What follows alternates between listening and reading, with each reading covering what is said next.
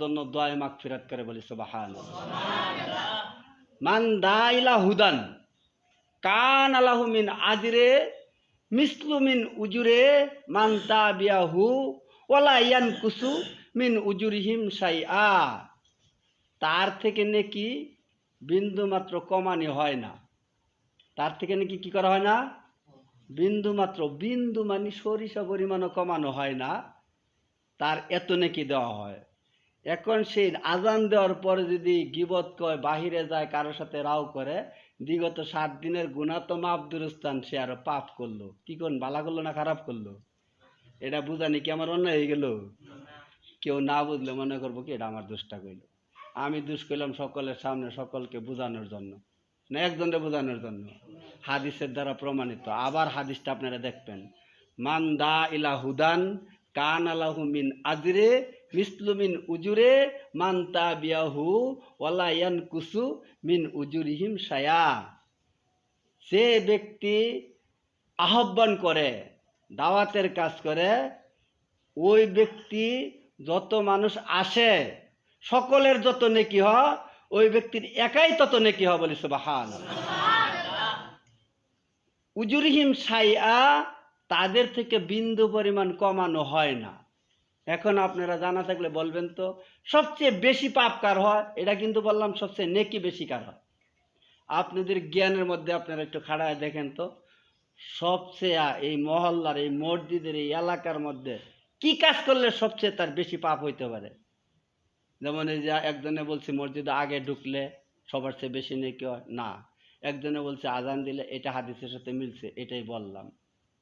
কিন্তু এখন আপনারা একটু বিবেচনা করে দেখেন তো, আপনাদের ভিতরে কে কি কাজ করলে মহল্লার এই মসজিদের সকলের থেকে বেশি পাপ হয়? একটু সময় বিবেচনা করতে থাকবেন, তারপরে বলবেন, তারপরে আমি বলবো না পাইলে। তা আজকের যে কুরবানির ব্যাপারটা আপনাদের বুঝাচ্ছি, সূরা আনআম আয়াত নাম্বার 162। বলুন, ইন্না নিশ্চয় আমার সলাত, আমার কুরবানি, আমার বেঁচে থাকা, আমার মরে যাওয়া, লিল্লাহি রব্বিল আলামিন, সব একমাত্র আল্লাহর জন্য। কার জন্য?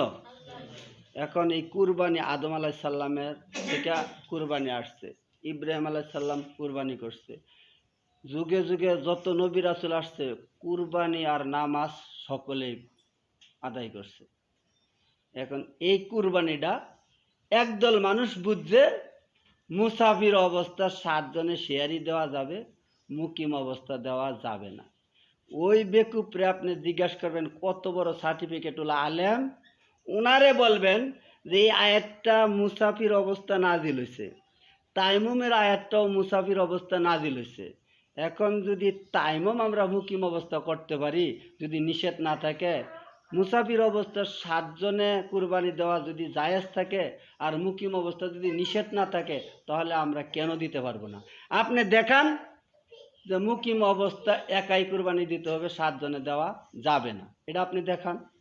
এরপরে আরো কিছু মানুষ ফতোয়া বাইর করছে যে অমুকের সাথে কুরবানি দিলে পছন্দ হয় না, অমুকের সাথে দিলে আমার মনে চায় না, অমুকের সাথে দিলে আমার তৃপ্তি আয় না, এরকম কথা মানুষ কয় কি কয় না?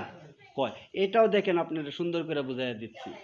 আচ্ছা, এই জন্য কই যেগুলো আমরা না করি, যে একটা আনছে, এটা আনছে একটা ডিস্টার্ব করে, লাঠিটা মিলাম দিলে ভালো করে খেয়াল করে শুনেন, বুঝলে উত্তর দিবেন, না বুঝলে উত্তর দেওয়ার দরকার নাই। এইটা বোঝানোর জন্য উদাহরণ দিয়েছিলাম যে মসজিদে সবাই টাকা দান করে, কেউ হালাল টাকা, কেউ হারাম টাকা।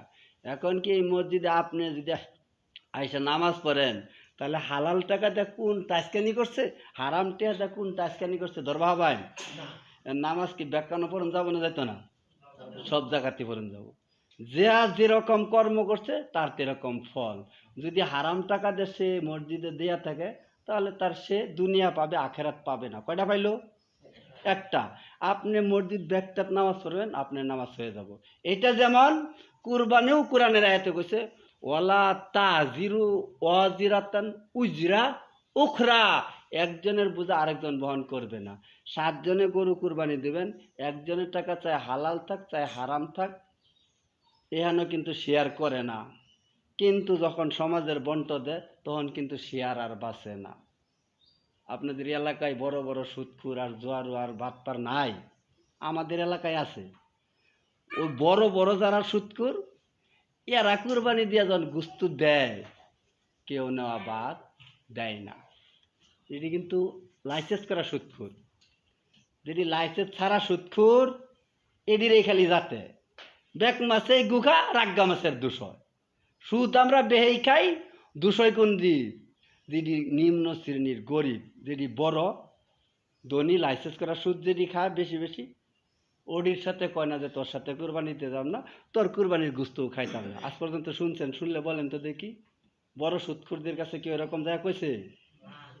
গুস্তু খাওয়া বাদ দিছে? তাহলে এই জন্য নরম কাটা হুতার দাড়ি। আরে ভাই, কোরআনের আয়াতে জানায় দিল ওয়ালা তাজিরু ওয়াজিরাতান উজরা উখরা, একজনের বোঝা আরেকজন বহন করব না। গুস্তু খাওয়ার সময় সমাজের বন্ট ব্যক্তি নিয়ে খা, ওই সময় আর কিছু কয় না, কিন্তু শেয়ার হইতে বলেন না, ওর সাথে শেয়ার হন যাইতো না। আঙ্গুলের উদাহরণ দিয়ে বুঝাইছি, ওই বেড়ার সাথে শেয়ার হন, ওই বেড়ারটা কোরবানি হবে না, আপনারটা হয়ে যাবে যদি হালাল টাকার হয়। ওই বেড়ারটা বাতিল, ওই বেড়ারটা দুনিয়া পাবো, আপনারটা দুনিয়া এবং আখেরাত পাবেন। যারটা ইমানদারি হালাল টাকা তারটা দুনিয়াও পাইলো আখেরাতে পাইলো, যারটা বেইমানি হারাম টাকা তারটা দুনিয়াতে পাইতে পারে আখেরাত মোটেই পাবে না। এর লিগে মাসজিদের উদাহরণ দিলাম। যারা বলে তাদের গোস্তের সাথে গুস্ত মিলায়া কুরবানি দেন যেত না, ওরা কিন্তু সমাজের গুস্ত সবাই খায়। আর যে আলেম বলছে মুসাফির অবস্থা 7 জন, মুকিম অবস্থা দেওয়া যাবে না, ওই আলেম আমাদের এলাকায় একটা আছে, আর বাকিটি নাই, একটা আছে। ওই বুঝছে মুসাফির অবস্থা 7 জনের দেওয়ান যাব, মুকিম অবস্থা দেওয়ান যেত না। মুকিম কি? বাড়িতে থাকে। মুসাফির কি? এক দেশ থেকে অন্য দেশে যা, এটারে কয় মুসাফির। আর যেটা বাড়িতে থাকে এটা হলো কি? মুকিম। তো ওই আলেম বুঝছে সাহাবিদের মতো না। সাহাবিদের মতো যদি বুঝতো তাহলে আলেম আর পেশ লাগাইতো না, আলেমের নাম তাহলে আর জালেমও থাকতো না। ইন্নাহু কানা জলুমাং জাহুলা, আল্লাহ বললেন এটা আলেম নয়, এটা জালেম। ইন্নাহু কানা জলুমাং জাহুলা, এই কথাটা তো আমার বাপদাদার বানানো না, সূরা আহজাবের 70 নম্বর আয়াত বাই করে দেখবেন। ওই আয়াতে কইছে এটা আলেম নয়। ওই সমস্ত আলেমের ব্যাপারে আল্লাহ কইছে